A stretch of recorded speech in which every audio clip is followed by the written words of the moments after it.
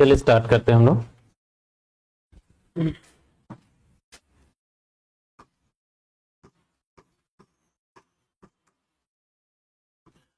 जीव जगत का चैप्टर हम लोग पढ़ रहे थे। जीव जगत के चैप्टर में आप लोगों को बोले थे कि फ्लावर्स अगर कोई लाते हैं तो इसके विभिन्न भागों के बारे में क्या करेंगे, आप लोगों को बता देंगे। तो जैसे मान लीजिए कि अगर बच्चों को पढ़ाना है तो सबसे पहला पार्ट क्या होगा कि ये जो फ्लावर्स है तो कौन कौन से पार्ट इसमें दिखाई दे रहे हैं उनके ऊपर बात क्या करना है। तो सबसे पहला जो है इस फूल के इस बाहरी हिस्से के बारे में अगर हम बात करें, ठीक है, ये जो बाहरी हिस्सा है इसको बोलते हैं आपका बाह्य दल। ठीक है, ये जो है बाह्य दल,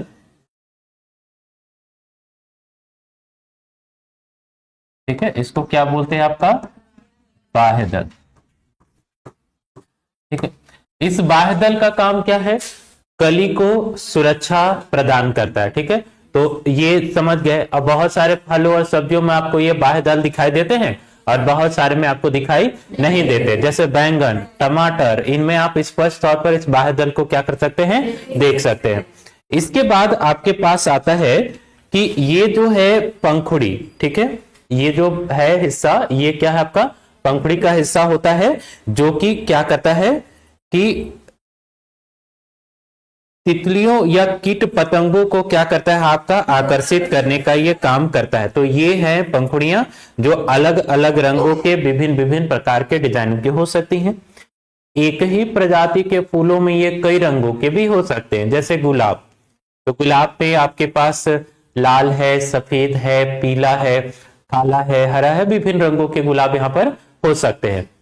ठीक है, इसके बाद आपका जो एक भाग आता है कि ये जो भाग है, ठीक है, इस भाग में आपके पास नर और मादा भाग की पहचान। अगर इस कली को आप ध्यान से देखें तो इसमें हिस्से में आपके पास छोटे छोटे ये बर्ड्स आपके पास दिखाई दे रहे हैं। ठीक है, ये छोटे छोटे बर्ड दिखाई दे रहे हैं, लेकिन यहां पर देखिए एक ट्यूब जैसी संरचना आपको दिखाई देगी। ठीक है, एक ट्यूब जैसी संरचना, इसके फर्स्ट फ्रंट में आप देख पा रहे हैं एक बड़ी सी ट्यूब जैसी संरचना। अब सवाल है कि यहां पर ये जो नर भाग है, इस नर भाग को क्या कहते हैं, इस नर भाग को क्या कहते हैं, पुंकेसर, और इंग्लिश में इसको क्या कहते हैं, इस इंग्लिश में क्या कहते हैं इसको, स्टिग्मा है कि स्टेमन है, इसको कहते हैं स्टेमन। ठीक है, तो अब सवाल है कि इस स्टेमन के पार्ट से इस स्टिग्मा के पार्ट तक पराग के कण आएंगे कैसे। तो हमने मान लीजिए इस फ्लावर को हमने छुआ तो पराग के कण इसके ऊपर लग गया, देखिए इसको छू रहे हैं तो पीले पीले डस्ट जैसे कण मेरी उंगली के ऊपर क्या हो गया, लग गया। अब इस कण को इस भाग तक कैसे पहुंचाया जाएगा, तो यही प्रक्रिया है आपका पॉलिनेशन का। ठीक है, पॉलिनेशन की प्रक्रिया यही है कि इस जो छोटे छोटे जो नर के भाग हैं, इस नर के भाग से पराग के कणों को यहां तक, इसको क्या बोलते हैं आपका स्त्री केसर, या फिर इंग्लिश में इसको क्या कहते हैं आपका स्टिग्मा। ये ट्यूब जैसी संरचना तक लाने का कार्य जो होगा वो कीट पतंगों के माध्यम से आपको देखने को मिलेगा। तो एक गेंदे का फूल, मतलब कि एक सिंपल उड़हुल के फूल में आप ऐसी संरचना को आसानी से देख सकते हैं। घर पे जो लोग ऑनलाइन हैं एक बार तोड़िएगा और ये ट्यूब जैसी संरचना आप लोग सब देख पा रहे हैं। इस ट्यूब जैसी संरचना को अगर फ्लावर्स हो तो पीछे पास कर दीजिए, देख लेंगे, इस बेंच पे भी दे दीजिए। देखिए आप लोग सब लोग समझ सकते हैं कि इसके ऊपर की ट्यूब जैसी संरचना और ये दोनों भाग। क्लियर हो गया? जब तक तो खुद में क्लियर नहीं होंगे बच्चों को क्या सिखाएंगे। ठीक है, तो सब लोग समझ गए ना, ये दोनों भाग पहचान पा रहे हैं। और यही पराग के कण को क्या करना है, इस भाग तक पहुंचाना है। और इसके कई तरीके आप लोगों ने देखा, जैसे कि हवा का माध्यम है, वायु का माध्यम है, चमगादड़ है, तो सबके नाम हम लोगों ने पढ़ा था। एनिमोफिल्स है, काइटोफिल्स है, ठीक है, इंसेक्टोफिल्स है। तो बहुत तरह के फिल्स हमने देखा कि परागन की प्रक्रिया कैसे हो सकती है। अब जब यहां पर स्टिग्मा में पराग के कण पहुंच गए तो वो पराग के कण कहां आ जाते हैं, इसके नीचे के भाग में। अब इसके नीचे के भाग में दो भाग हैं, एक आपके पास क्या है बीजांड और एक क्या हो गया आपका अंडाशय का। तो बीजांड का भाग क्या बनेगा आपका बीज, और अंडाशय का भाग क्या बनेगा फल।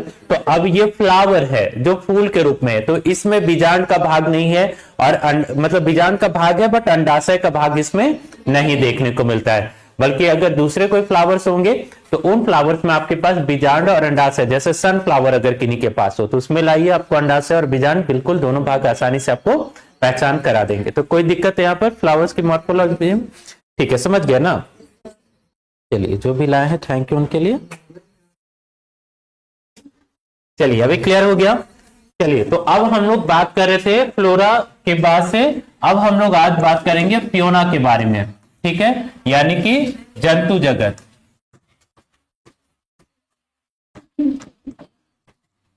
आज हम लोग बात करेंगे आपका जंतु जगत। ऐसे आपको दिखा दे, इसका अंडाशय का भाग कौन सा है, इसके इस फ्लावर का जो अंडाशय का भाग है, इसको जब आप तोड़ करके हटाएंगे तो इसको तोड़ के हटाने के बाद से ये देखिए इसका जो भाग है ये क्या है आपका, इसका अंडाशय का भाग हो गया। ठीक है, यही अंडाशय का भाग है, लेकिन फ्लावर में अंडाशय भाग विकसित होकर फल नहीं बन पाता है, पंखुड़ियां सिकुड़ करके इससे क्या हो जाएंगी, मुरझा के अलग हो जाएंगी। अगर ये कोई फल होता तो यही अंडाशय का भाग क्या होता कि बड़ा होकर के एक फल आपका बनता चला जाता है। ठीक है,